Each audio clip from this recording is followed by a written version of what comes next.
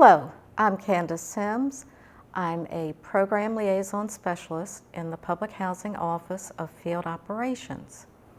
Prior to joining the staff of the Office of Field Operations, I also worked in the Baltimore HUD Field Office as a Program Division Director for Public Housing, as well as for the FHA Single Family and Multifamily Loan Programs. You're joining us today to continue the training for governing boards about how to administer the public housing and Section 8 programs. Today's topic will focus on significant PHA governing documents that will help you administer the Section 8 and public housing programs. What we hope you'll gain from this session is the ability to develop PHA policy procedures, that you'll feel comfortable evaluating governing documents such as an admissions and continued occupancy policy, a PHA plan, or a Section 8 Housing Choice Voucher administrative plan. We want you to understand the differences between these documents, and also we want to encourage the boards to review these documents and have regular procedures to approve and update the governing documents. The PHA policy process just has 3 simple steps. There's an adoption phase, there's an implementation phase, and then there's an updating phase. The executive director and the senior staff of the Housing Authority will typically develop policies for the board to review. A key step in the adoption policy is for you to share these documents with your program participants and the general public before the board takes action. Once the board approves the documents or the policies, then the executive director and the staff of the authority will implement the policies and procedures. Periodically, the board, as well as the staff, should review and update any policies to make changes for program requirements or for any changes in the community. The documents that we will discuss today are the annual contributions contract, the admissions and continued occupancy policy, also known as ACOP, and the Section 8 Housing Choice Voucher administrative plan. An annual contributions contract is a written contract between HUD and the Housing Authority. Under the ACC, HUD commits for public housing to provide operating subsidy and capital improvement funds as appropriated by Congress. For the Section 8 program, HUD commits under the ACC to provide funding for housing assistance payment contracts to landlords, as well as administrative fees to housing authorities. The Housing Authority under the ACC commits to operate these HUD-funded programs in conformance with HUD's regulations and requirements. Let's first start talking about the admissions and continued occupancy policy for public housing and some of the key components of the ACOP. Tenant eligibility is very important in public housing. Families have to be income eligible. They also have to meet the definition of a family as defined in the Housing Authority's admissions and continued occupancy policy. At least one member of the household must be a U.S. citizen or an eligible immigrant. Also, for all family members that are U.S. citizens, they must provide their Social Security number. Social Security number must also be provided for children. Another key component of the ACOP includes looking at the income of the household and making a determination of the rent that should be paid by that particular family.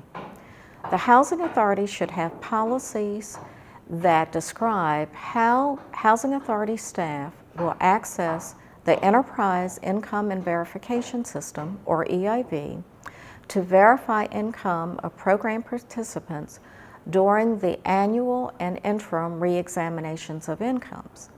As we stated previously, all family members who are eligible to be in the program must provide their Social Security numbers so that the income verification process may be completed.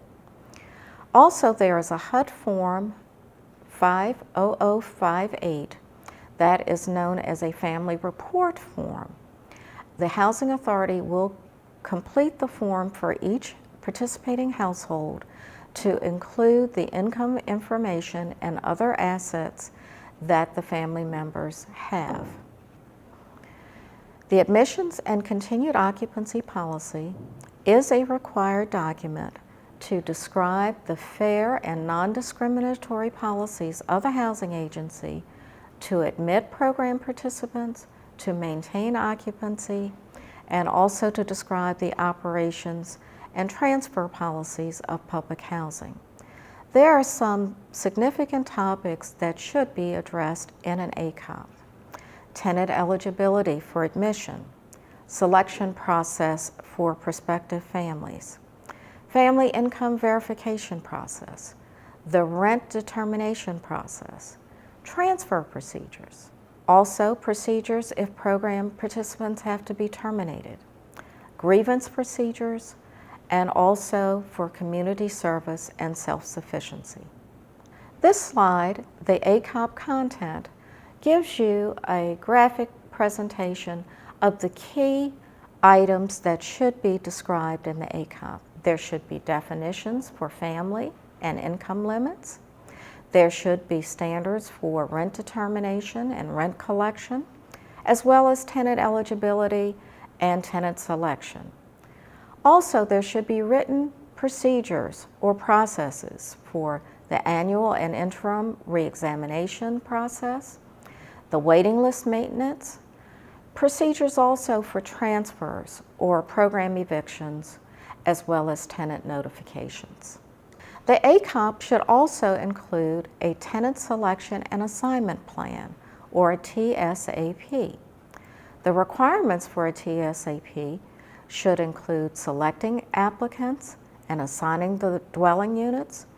The process should ensure that the process is fair for all participants and there's no discrimination that's based on race, color, or national origin, as well as the individual rights of participants are protected based on religion, sex, disability, and familiar status. Adopting a policy that directs the tenant selection and assignment process will assist the Housing Authority staff in operating the program. The ACOP should also include a public housing transfer policy. Occasionally, families do need to transfer because of changes maybe in work or medical issues. Also, occasionally, family size may have grown and exceeded the size of the unit, and so there may be a need to split households and allow the families to transfer to units of the appropriate size. The ACOP should also include a public housing termination policy. The ACOP must allow for the enforcement of the lease terms and provide grounds and procedures for the Housing Authority to terminate program participation. The policy should be very specific about the type of notice the family will receive, the hearing and grievance and process procedures. Any procedures for eviction must comply with state law. With many of the policies that we've talked about, there needs to be appropriate notice to tenants as well as to the general community about the requirements. The Housing Authority should publish public notice that there is a change in a policy and should also indicate that program participants and the public have an opportunity to comment on these policy changes. Normally, there should be a 30-day comment period for any changes.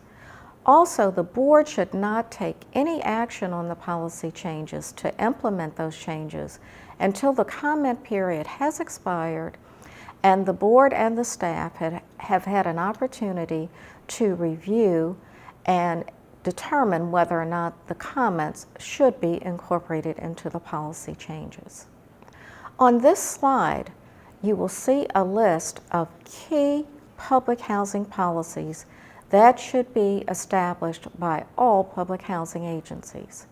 I will just highlight a few that are very significant. The community service and self-sufficiency requirement, dwelling lease, financial management, grievance procedures, maintenance procedures, procurement policies, record retention, record security, utility allowance schedules. But all of these are important items where the housing authority should have written procedures. When the authority is considering procedures for maintaining records as well as destroying records, they should make sure that their policies are consistent with state laws as well as any HUD policies on record retention as well as records being destroyed. Now let's move on to the Section 8 program. The key document, policy document, for Section 8 Housing Choice Voucher Program is the administrative plan. Again, this is a document that should be made available to program participants as well as to the general community. Significant items that should be addressed in the Section 8 administrative plan are occupancy policies, waiting list management, funds management, mobility or portability procedures, and again, transfer procedures as well as termination procedures should be addressed. There should be policies for approving units on the private market, and the policy and plan should also include fair housing procedures to make sure that all program participants are treated fairly. On this slide, there's a description of many of the items that should be described in an administrative plan. A few significant ones: tenant screening, policies to encourage voucher use outside of areas of poverty and minority concentration. There should be PHA policies to deny participation if there are unacceptable landlords in the community. The plan should include interim reexamination of income procedures, and also there should be policies for assisting families that may have special needs or needs that need to be accommodated. The next document that we'll discuss is the Public Housing Agency Plan. Again, this is an important document that should be shared with the local community as well as program participants. All public housing agencies are required to develop a 5-year plan. For agencies that only have a total of 550 units of public housing and Section 8 Housing Choice Voucher units, those agencies are known as qualified agencies. Qualified housing agencies are only required to submit a 5-year plan, and they only have to submit amendments to those plans if there are significant deviations. All other agencies that have more than 550 units of public housing and Section 8 Housing Choice Voucher units must submit not only the 5-year plan, but they're also required to submit an annual supplement or an update to the plan. The PHA plan timeline is described on this slide. Initially, the Public Housing Agency should consult with their resident groups, their resident advisory boards, as well as the general public. Again, the Housing Authority should issue a public notice that the document is available for review and give adequate time for program participants and local officials and local residents to comment on the plan. Again, we suggest to the boards that no action should be taken to approve the plan until the comment period has closed and the board and the staff have reviewed the plan. Another major component of the PHA plan are fair housing certifications for compliance with civil rights laws as well as compliance with the American Disabilities Act. Another important step that the Housing Authority should follow, they should consult with their local governing board or their chief elected official to ensure that the public housing plan is consistent with the local jurisdiction's consolidated plan. If you would like more detail about the compliance requirements for the PHA plan, you may refer to 24 CFR 903. When the document has been accepted by the board, it must be filed with HUD 75 days before the start of the agency's fiscal year. HUD will notify the agency when the plan has been approved. Today we've covered a number of policies and plans that housing authorities should put in place. We'd like for you to take a very brief quiz.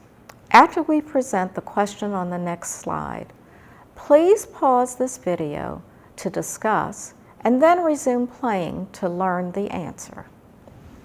Please take a moment to consider this question and then we'll give you some options for answers. Which governing document outlines the grievance procedures for public housing discrimination complaints? Is it A, the Annual Contributions Contract, or ACC? Is it B, the Admissions and Continued Occupancy Policy, or the ACOP? Or is it C, the Section 8 Housing Choice Voucher Administrative Plan? Or D, is it the Public Housing Agency Plan? Please take a moment to consider and discuss your answer.